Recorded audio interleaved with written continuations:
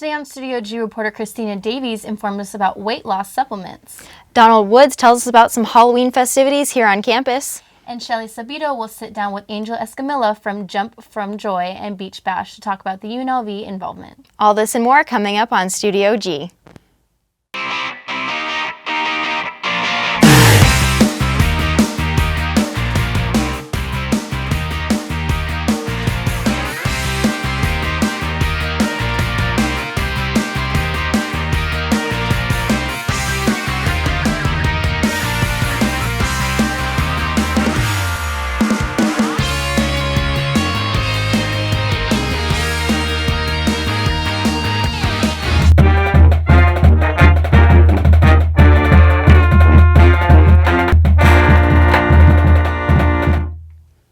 Good afternoon, I'm Tommy Laren. And I'm China Green.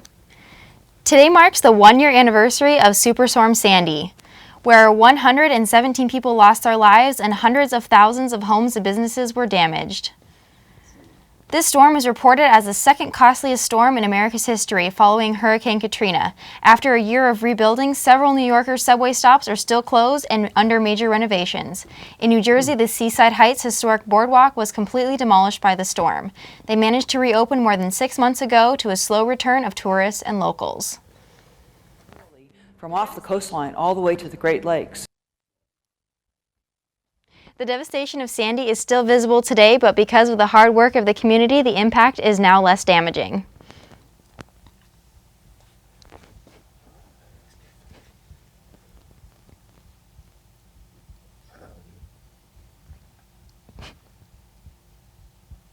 Oh, no, it was audio.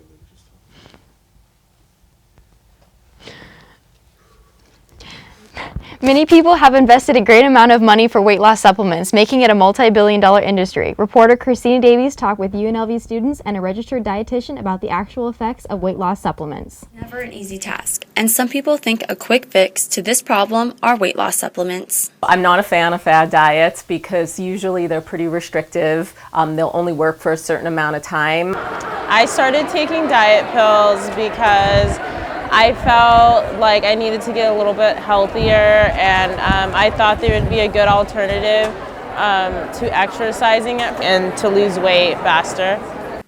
However, Tasha Jones realized that the diet pills were not working as advertised. Then she stopped taking them and noticed weight gain.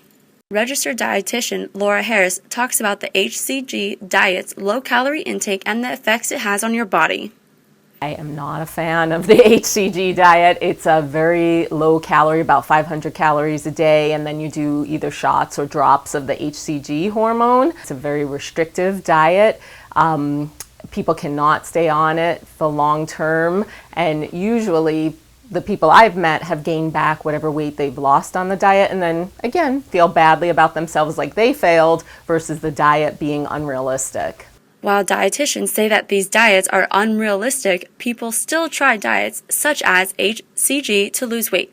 UNLV student Aspen Brown says, I lost a ton of weight during it. I lost a pound a day and it was really cool. But then right afterward, you gain all the weight back. Unless you stay on that strict diet of only eating a certain amount of meat and a certain amount of vegetables every single day and you don't ever break it, then you'll stay on it. But otherwise, it's ineffective and it doesn't even work at all. For some, taking weight loss supplements does not work. The dietitian and both students will say that they gain the weight right back. In some cases, even feel like a failure. Be sure to research and ask your healthcare provider before you try any type of weight loss supplements. For Studio G, I'm Christina Davies. Diet pills are just a small portion of weight loss supplements. Christina Davies will have more information on Thursday about protein diet shakes to support weight loss. Starting a business may be challenging, but one group of people on campus trying to make that easier for those who want to help. Heather Faber has more.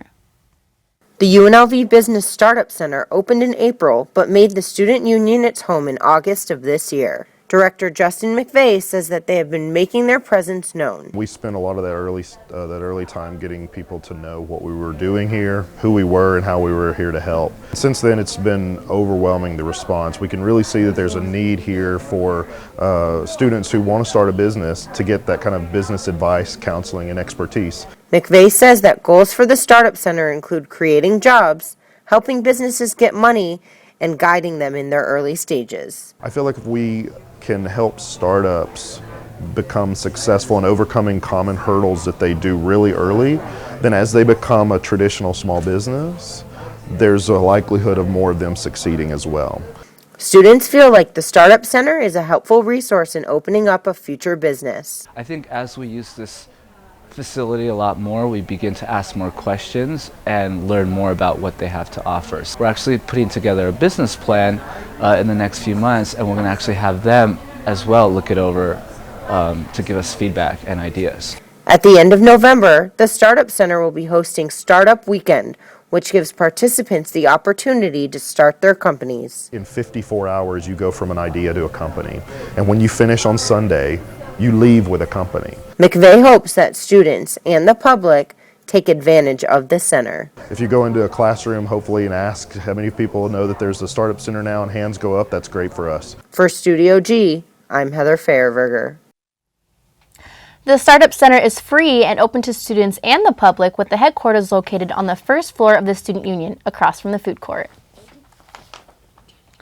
The old Las Vegas Mormon Fort hosted its Nevadaween event this past weekend. In celebration of Nevada's 150th anniversary and Halloween, the old Las Vegas Mormon Fort was filled with different activities for the entire family to enjoy while learning about Nevada's history. Each booth displayed Nevada's past and the ways of survival during the pioneer days. My display is basically a wagon wheel rug. It was used by the pioneers to make rugs for their floors, so that when they showed up in their new area that they would have something to go down on the dirt floors. The kids seem to really enjoy it. They enjoy the weaving, and they seem to be interested in doing it, and they like the hands-on and being able to do it themselves. While wearing their costumes, attendees learned how to weave and were also able to engage in the games that were played in the past. The candle making booth was not only an interesting sight to parents who attended, but also to the little ones. Natasha Galvez shared her experience and what she learned about Nevada. Painting a pumpkin and ate a cookie what looks like Nevada, and I'm doing a candle right now. And what have you learned about the candles? They're made out of wax. Yeah? And then how does that relate to the history in Nevada? Because the olden days they used candles. To learn more information about the history of the old Las Vegas Fort, visit friendsofthefort.org. When we come back from the break, Bree Bradley will have our Trackside Report. Don't click that mouse. Studio G will be right back. Your community's farmers market. Welcoming, lively, friendly. A place where neighbors and friends come together to celebrate their community. With over 50 vendors, organic, sustainable, fresh produce are available just for you. Support and buy local at Fresh 52.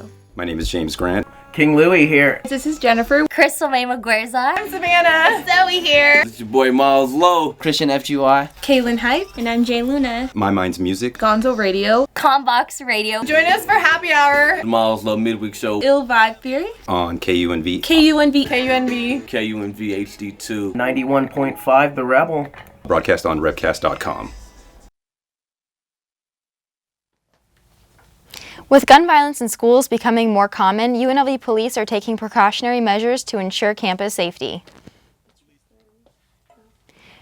Recent shootings on school campuses such as Sandy Hook Elementary, Virginia Tech, and most recently Sparks Middle School here in Nevada have prompted law enforcement to become prepared for any shootings that can happen through scenario exercises and safety tips. UNLV police are consistently updating their training in case anything ever occurs on the UNLV campus.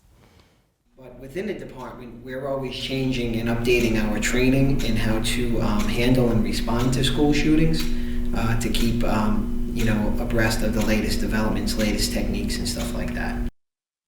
UNLV police recently did a training exercise at Paradise Elementary School on campus, where they set up a mock disaster and practiced how they would handle and respond to a school tragedy. They also advised students to keep an eye out on their peers, and if they see anything out of the norm, it's better to be safe than sorry. So report it to a professor or a UNLV police officer. Our job is to basically end a threat when something like that happens. So we train for those scenarios. We are constantly training and preparing for it.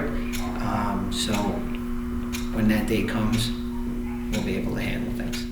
For more information on campus safety and what to do when something like this happens, visit unlv.edu. Now let's take it over to Bree Bradley for Trackside.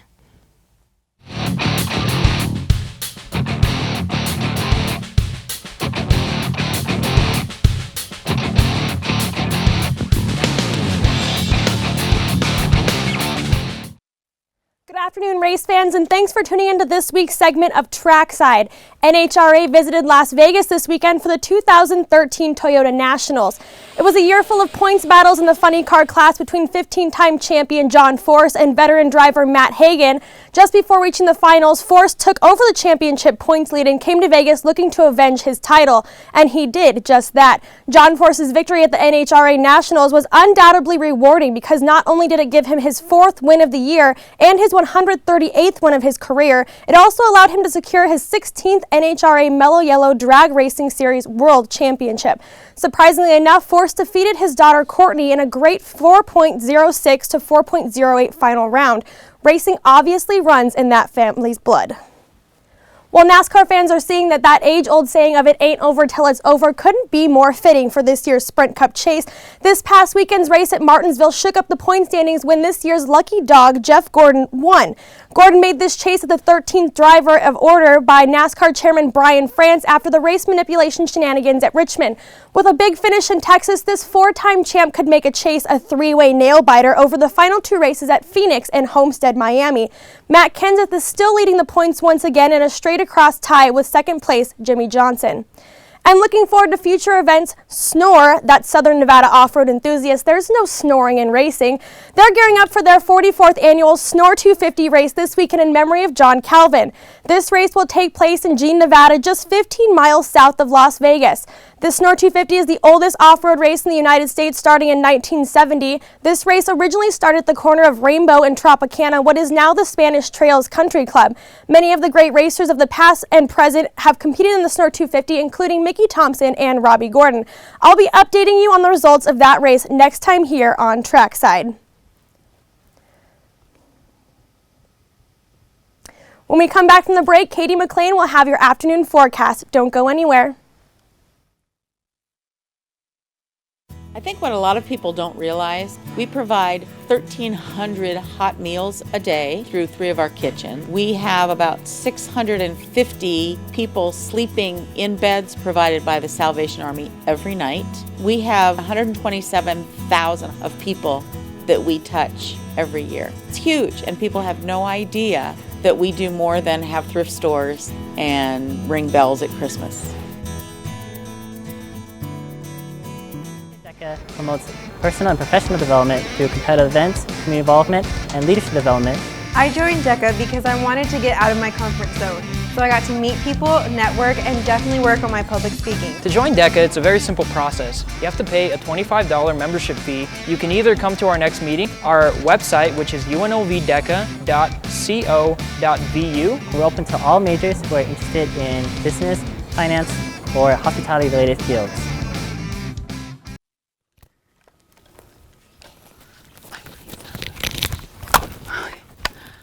Hello UNLV and Las Vegas, I'm Katie McLean and this is our weekly weather forecast. So you can see right now we're in the 60s it's getting colder. Yesterday, what I really like to talk about is that awful cold front that we have. So if you see guys, you can see that we have a big pressure system blowing in. That's where we're getting these big winds from. You can see that there's scattered rain showers that are coming from the central Rockies to the Great Basin of Utah. So you can see that this is going to be pushed into the Midwest probably by tomorrow. And then you can see our big wind gusts are coming from down here in the south, and we're coming through Mexico up to northern Texas, and then into eastern Kansas. And you can see there's also scattered snow showers and rain showers up in here in the probably north Midwest. So you can see that right there. There's a better look at it. You can see how we have a lot of snowfall coming down, and we're going down into Nevada. We're pretty safe right now. All the wind past us. All right, you can see it's snow, snow, snow all around everywhere in the United States. And here's our weekly forecast. We're going to be in the 60s and the 70s this week, and it looks just great, you know? Well, that's all the time we have for today for this quick weather forecast. Let's send it over to the desk for some Halloween fun. China? Thanks, Katie. It's the Halloween season and community events are being held around the valley, including right here on the UNLV campus. Reporter Donald Woods has more. I'm in my Superman t-shirt, and right now I'm inside the Tonopah complex where they're hosting their annual Halloween Boo Bash. It's UNLV's largest Halloween celebration, where the Tonopah housing complex opens its doors to the surrounding community to provide a safe place for the neighborhood children to trick-or-treat and have a happy childhood memory. The area directly surrounding UNLV has the highest rate of violent crime in all of Las Vegas. So being conscious of that, we open up our doors during this time of year to make sure that the children who live in our area have a safe place to trick-or-treat during the Halloween season. With a mini carnival on the lawn outside, Boo Bash came with 3 trick-or-treating routes for children. From a kid-friendly G-rated area, a PG-rated hall, to a scary PG-13 walkthrough, each separated amongst the 15 floors of the Tonopah complex. So we decorate roughly 10,000 square feet of space. You know, we've done it every year. It's existed in some form for about 20 years or so. It's been bigger, it's been smaller, it's been indoors, it's been outdoors, but it's been pretty solid here in Tonopah throughout the past 5 or 6 years. To assist with making this event possible, UNLV students and volunteers from the surrounding community came to serve as guides and help with decorations to put on this family-friendly event for Halloween. So it definitely has grown. Like I said, it's been bigger, it's been smaller. We average around 1,000 people coming in each year, and this year we hope to hit at least 1,100. So it looks like we're about ready to reach that. For Studio G, I'm Donald Woods. There are more community events like the Boo Bash happening in these next few days. All you have to do is check the listings for Halloween events in your surrounding area. After the break, Shelly Sabito will speak with our guest to talk about the Jump for Joy. We'll be right back. You drinking tonight? No, not tonight. Well, give me a couple beers.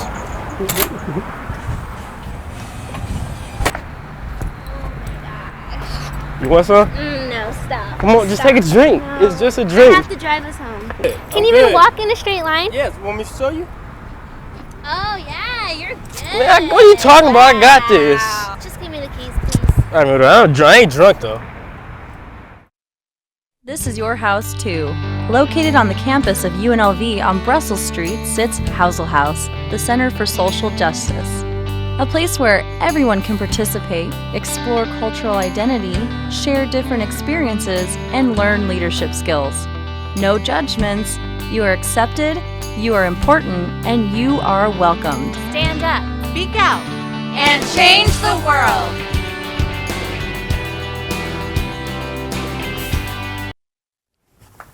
Welcome back from the break. Today we have here with us Angel Escamilla, who is the Operations Director for Jump for Joy. Thank you for stopping by. No, thank you for having me. Okay. It's a pleasure. Yeah, and I just wanted to say that I'm actually wearing one of his fashion designs from Beach Bum Fashion Wear. He is a director. Right, it's actually Beach Bash. Beach Bash Fashion Wear, retro-inspired swimwear and beachwear based out of Las Vegas. And we're a sister company of Betty Page Clothing. So yeah, you actually are wearing the sail away dress. Looking lovely, so good job. And yeah. Okay, and I understand that you're also the operations director for Jump for Joy. So tell us a little bit about this program. Yeah, the Jump for Joy is a nonprofit that brings awareness to childhood obesity. We've been around now for about 3 years. Actually, the founders are graduates from UNLV a few years back. And yeah, each of our events are themed. Each of our events infuse fitness, nutrition, and positive psychology. So in the past 3 years, we've helped over 5,000 kids and families just live a better lifestyle and live a healthier lifestyle through programs such as Camp Jump, Family Fitness Nights in the Clark County School District, and Team Project, which is a HORT for just 12-week programming. Okay, so how do you contribute to Jump for Joy? My involvement is, I started as a dance teacher for the organization, and my involvement grew from there, into entertainment director, where I recruited different entertainers to be a part of our events, and then operations director is my role now, where I go out there and I make events happen, make our programs, and fundraise for our cause. So what makes this program so unique? The unique thing about our programming is we make it fun and cool for the kids to be healthy, active, and fit. So we do that by infusing them with, let's say if we do a football event, we'll bring the UNLV football team. We'll bring, this year we had Ray Rice, who just won the Super Bowl in 2013 with the Tampa Bay Buccaneers. So, I mean, if we do a dance event, we'll bring out the Jabberwockies. If we bring out a volleyball event, we'll do UNLV volleyball. So, I mean, each event that we do is unique in the sense that we bring, our energy, but we make it fun and cool for the kids. So it's not really like they're working out, they're just having fun. Right. And everybody wants to exercise nowadays. Right? So why not dance and why not be have able fun doing it? be able to interact with the different UNLV students with the different sports. So how do we incorporate Jump for Joy here at UNLV? UNLV, it's a blessing to be with UNLV. Honestly, because of the founders of the organization, we've been able to do a lot of great things. From Rebels Fighting Obesity, which is when we took over the entire gymnasium here back in 2012. We did a huge event. We actually did a 5K on the courtyard out here in 2011, Cease to Be Obese 5K. And like I said, from volunteers to the ambassadors that we have, from the football team to the volleyball team, baseball team, I mean, you guys have played an influential role in helping us not only brand our fun atmosphere, but just sense that sense of community and involvement with you that you got. The partnership that we've had has been a great one. And how much of an impact does it make towards the children here? As far as UNLV and Jump for Joy, it's huge. I mean, for example, when we had the football team, we had Tyson. He was a quarterback for UNLV. And, he actually shared a great story how, when he was young, he used to look up to these players that were in college and be like, oh my gosh, how can I be like them? Mm-hmm. And he said it was such a blessing to be able to be, a football star for UNLV and, share the same experience for these youngsters. Mm-hmm. So, I mean, I could go countless and countless times or stories of things like that, from baseball, like I said, to the volleyball, to the football team. So, I mean, yeah, it's one of those things that are priceless. And if anyone has any information or inquiring about questions, who can they contact? They can they can visit our website for more information, j4jf.org, and they can contact me directly at angel@4jf.org. Okay, thank you so much for being here, and we'll be right back after this short break.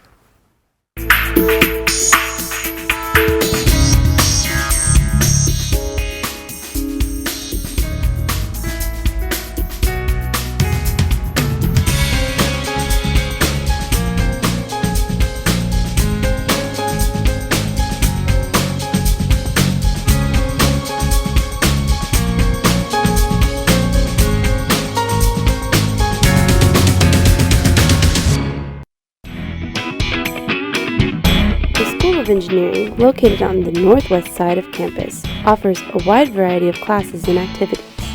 The Great Hall inside the Thomas T. Bean Engineering Complex features an array of the school's accomplishments and work, such as their annual cement canoe competition and bridge design competition that select students participate in. Named after Howard Hughes, this school takes learning to new heights. When it comes to rising athletes in the baseball world, the Next Level Baseball Academy knows how to push them to their best. Reporter Katie McLean has the story. The Next Level Baseball Academy is excited to provide Southern Nevada with a great place to train, hit, and learn the sport of baseball. We've got kids as young as probably 6 and 7 that do our classes. We have a few of the girls' fast pitch softball teams that come in. Some very talented kids. A lot of them are probably better than the boys. So. The Baseball Academy has all different types of equipment to help these young athletes succeed. What I do is provide strength and conditioning training. I provide hitting, instruction, catching instruction, all aspects of the game. I offer it here as a service to help kids get better. For a trainer at the academy, it's not only being knowledgeable about the game, but being respected by kids and as well as the parent. Staff is great, very professional, they're very comprehensive. They do everything from conditioning, physical fitness, and they start off at that level. Their qualifications are college level baseball and even professional level baseball. So when you have that type of coaching, the kids really learn a lot. It doesn't matter what level you're at or what position you want to focus on, these trainers are ready to get you to where you want to be. You know, it's obviously a science to performing at a high level. Whether pitching, catching, infield and outfield, base running and hitting, you have enough knowledge and experience to get all clients of all ages and backgrounds ready for the next level. For Studio G, this is Katie McLean. For more information on the Next Level Baseball Academy, visit www.nlbalv.com. A major volunteer organization needs your help. Honey Love has more. With over 30,000 volunteers, United Way is the largest community volunteer force in Southern Nevada. In partnership with the City of Las Vegas for a beautification and revitalization project, the group is in need of some helpful heroes. United Way has a great opportunity for people to get involved with their community. The Downtown Las Vegas Dynamos is a volunteer group that is specially trained to welcome visitors to the vintage and historic area of Las Vegas. Help our tourists enjoy their stay a little bit more by giving them information about the city. The downtown area is the site of many firsts in Las Vegas. The first street was paved in 1925, and the first traffic light went up in 1932. Sometimes forgotten and overlooked by locals and tourists, Palmer says he wants visitors to have a better time by understanding what is available. And Stella Wingard is excited to be one of the first dynamos that will be anxiously assisting them. I will be standing around with others in my blue t-shirt, directing visitors and locals to all the new places they can go visit and have fun and spend the day.